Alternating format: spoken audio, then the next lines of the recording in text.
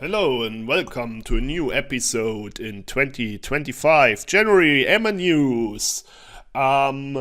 Please make sure to understand last episode was November 2024. In December I was ill, so I've combined December 2024 and January 2025 to this episode. And we will start with Amazon SEO as always. And just a short reminder, if you're looking for new inspirations, just start with simple words like cheap or expensive to figuring out if there are some products maybe with keywords related to your ideas. For example, expensive pants, or expensive cologne for men, and you maybe can find some specific new keywords for your products.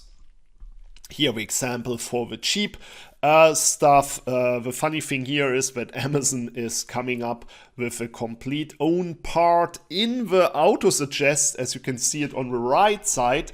That was really surprising for me, but as you can see, cheap makeup, cheap laptop, cheap toys. Maybe there's inspiration for your SEO or even your PPC. In the content, we are going to talk about the easiest way to make your content more relevant for the customer.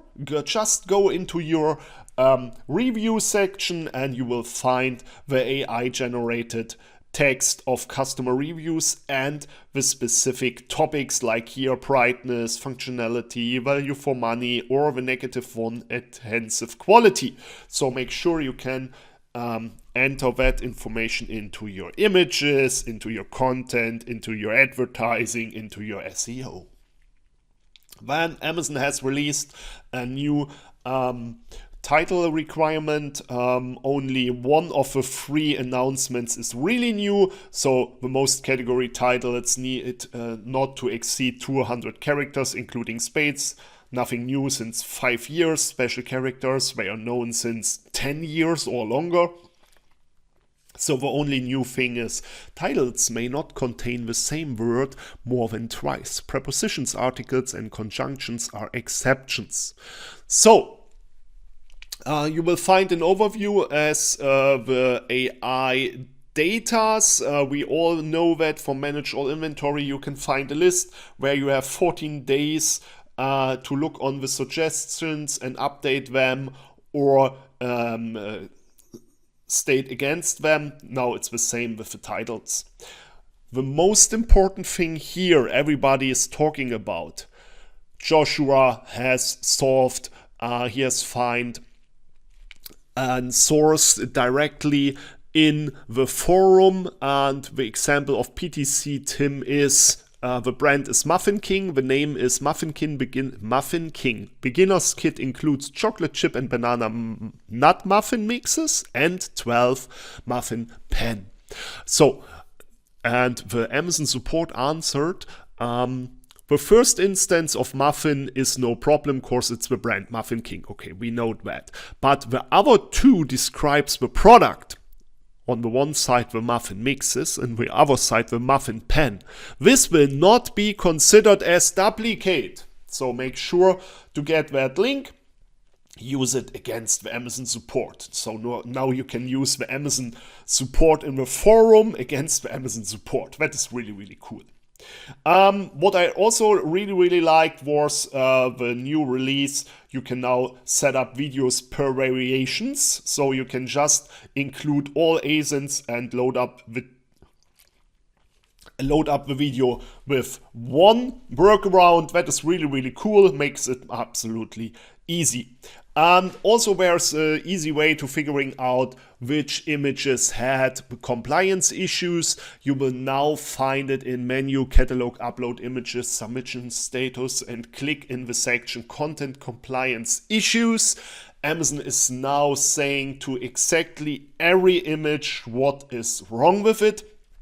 The problem at the moment here is everybody thought there is an AI behind it that is saying on the left you have a problem, on the bottom top right you have a text on the image, but you only get the information. The image violates the Amazon image standards. Yeah, So it's not as helpful as we thought, but maybe it will get a big update. We will keep you updated. Then the Amazon brand story is A/B test available, and also the supporting images. And you can now set up A/B tests for not only the main image, but also for the image behind it. That is really, really cool. Hopefully we will get the same information as for A+ content. Of course, the A/B testing for A+ content only includes customers which have scrolled to the A+ content. And hopefully Amazon is giving us data for the supporting images, like you will have data for the first 3 or 4 of them, but not for the 4th, 5th, 6th, 7th image. And hopefully we will see data like that, so that we can make sure that we will make the correct decisions. Of course, when nobody is seeing image 3, 4, 5, 6, 7, why we should change it? What is the result of a A/B test worth when nobody has seen it? So hopefully Amazon is coming up with cool data in that. Then we have a new option for list your products. You will find a spreadsheet variation with a new beta combined with AI. You can now upload whatever you want, and Amazon or the AI will adding the listings and figuring out what is the data behind it. And that is really, really cool. Our AI automatically maps your data to create draft listing in the Amazon format. It sounds cool, so but just a beta, as we all know. We have to go to learn it the hard way and figuring out what is wrong, what is correct, but that is really helpful. If you liked it so far, please subscribe to our channel and ring the bell to stay informed when we are releasing our monthly AMAnews, and of course use our AMALYZE extension. Then we will go into advertising. Advertising released a new report for sponsored brands, sponsored displays, and also sponsored TV and Amazon DSP. It's called long-term sales. That will help you to estimate the potential return over the next year from driving key customer engagements for the first time. The problem here, shoppers are considered new to brand if they haven't completed the measure conversion with your brand in the last 12 months. So that is the one problem. The other problem is all the data is projected data. Projected sales, projected return on ad spend. To see this measurement, ensure that your brand have at least 12 months of campaign data, 30 orders per month, and 4,500 detail page views per month. And still, it's just 12 months runtime and only new to brand. Okay, you need to understand that that data is only a projected data, as I understand it. And on the right side, you will find it. A change in return on engagement is the calculation plus 14-day total product sales. So I don't really get it how they will make it, and so the data will add over time. You always have to document when you looked first in your data, when you have started your campaign, and then add 12 months on it. I really like it more when you're using Amazon Marketing Stream data with first, 7, 14th or 30-day attribution. That is much better than that projected sales for the next 12 months. Of course, 12 months is too hard to see. When you go into that, you normally need as a 14 months window, for example, when you have a December product, or specific seasons, so it's sometimes absolutely better to go with 14 months, so you have the December again in the section. So if not, you have 12 months, December until November, and you will not see the right data. So I really don't like that, but have a look on it. Then Amazon has released unspent campaign budget in portfolios as a beta. It's not available for everyone, but when unspent campaign budget is turned on inside a portfolio, I will show you where you can activate it. Your sponsored products campaign that have already spent their full daily budget can automatically use the other sponsored product campaigns unspent budget.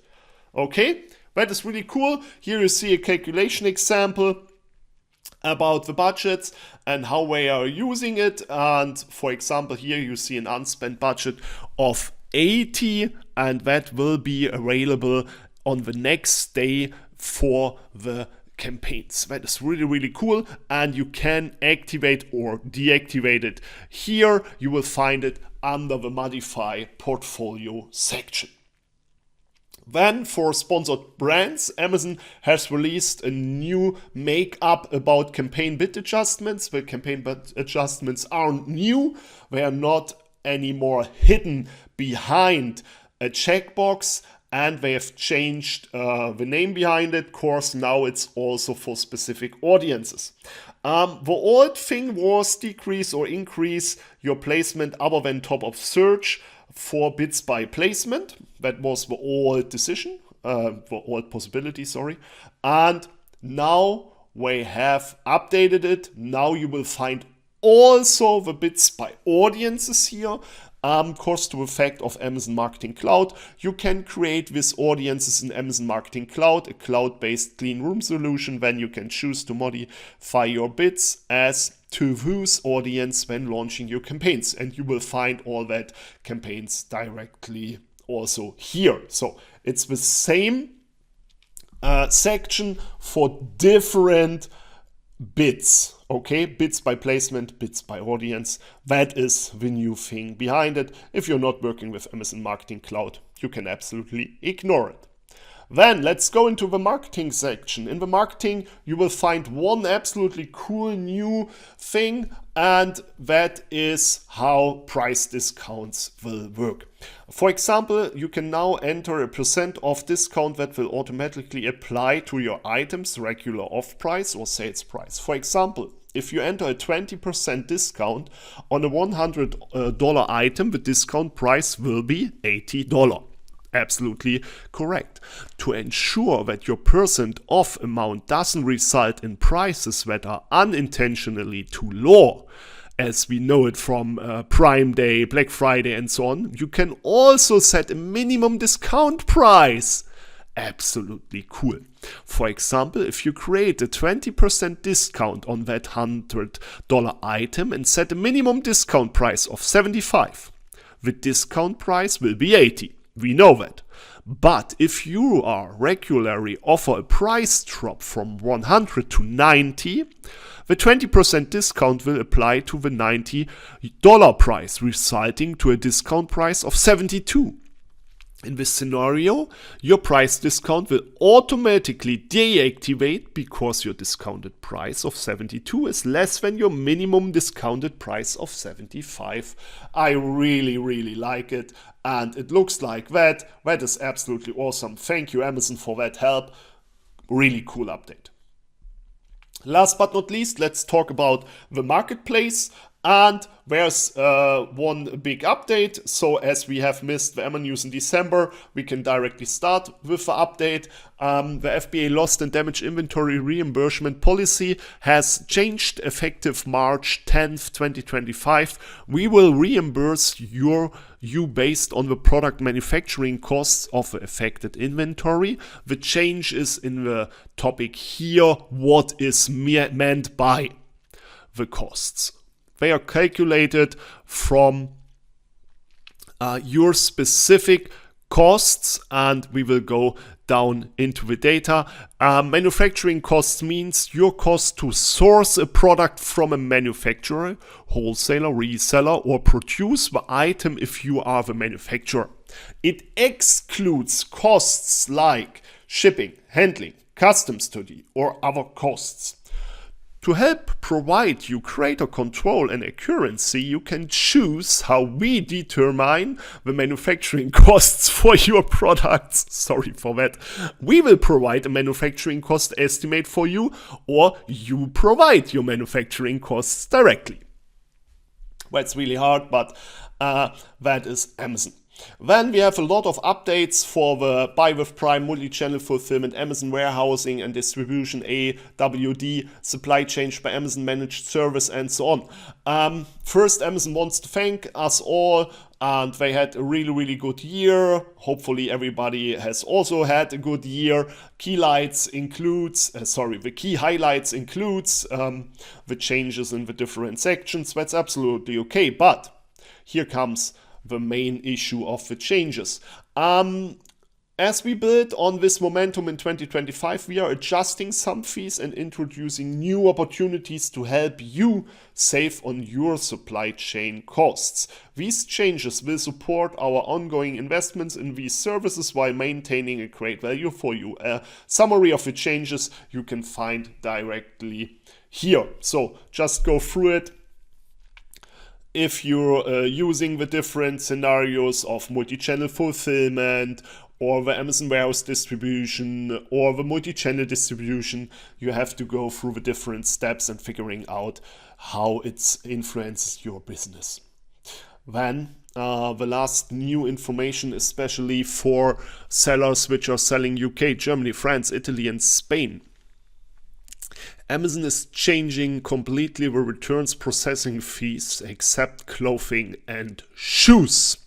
Your product's return rate is the percent of shipped units in a given month that are returned by customers over that month and the subsequent 2 calendar months. For a given month, the returns processing fee applies to each returned unit above the product category's return rate threshold. And we will be charged between the 7th or 15th day of the first subsequent month. Now let's go into the details. We will start with the exemptions. Your product is exempt from the returns processing fee if it ships less than 25 units in a given month. Okay, thank you, that's nice, Amazon. How the returns processing fee is calculated. Let's say 1,000 units of a product were shipped to a customer in February. Then in February, March and April, 3-month period, 120 of the 1,000 units shipped were returned. The returns threshold for this example product category is 10%. Let's see at the start, this return rate threshold is an illustrative example. I will show you the rest and the details. And returns that exceeded 100 units, as 100 is 10% of 1,000, during the shipment month and subsequent 2 months, will incur the returns processing fee. In that case, 120 units were returned, so 20 units would be charged the return processing fee. You will find all data directly on Amazon for each and every land, for every category. They are re-updating them, they are recalculating it. Every month you will find everything. The list is nearly endless. And you will find the same list, how much money you have to pay. And now let's talk about clothing and shoes. For items in clothing and shoes categories, a return processing fee will be applied for each customer returned unit. For each and every one of them. That is really hard. And last but not least, you will find a few examples. For example, small parcel mobile device case in the UK, returns processing fee per unit if product's return rate is above the threshold. Okay, it's only above the threshold. You have to pay over £2 for each and every product. So let that sink in. We are at the end of the AMAnews January 2025. We will hear us back in February. In February, of course. And if you liked it so far, just let a thumbs up here, ring the bell to stay informed when we are releasing a new video.